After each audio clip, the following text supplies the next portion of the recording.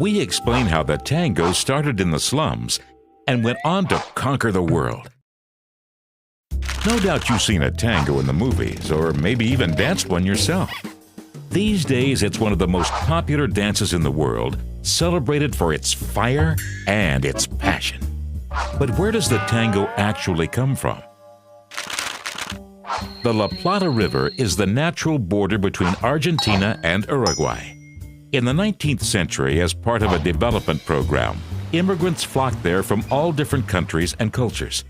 They were hoping for work and prosperity, but for many of them, their dreams did not come true.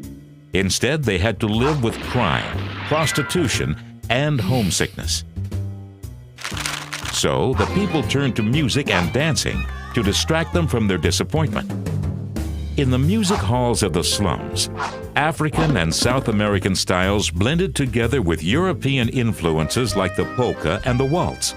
Slowly but surely, a new dance was born, the tango, soon to be accompanied by the distinctive sounds of the German bandoneon, an instrument similar to the accordion. During a tango, the dancers' torsos remain steady with the partners closely embracing.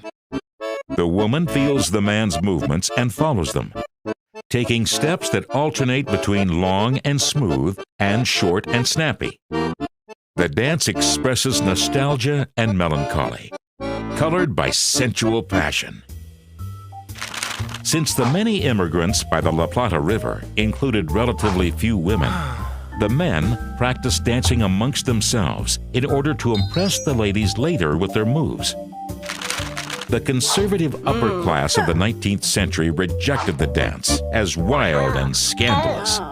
But in France, it drew enthusiastic fans, and before long, all of Paris was happily tangoing. In Europe, after the newly discovered style was adapted to be more socially acceptable, it soon spread quickly and enjoyed enormous popularity. Eventually, even the upper class got into it, and in the end, the tango became a standard dance around the world.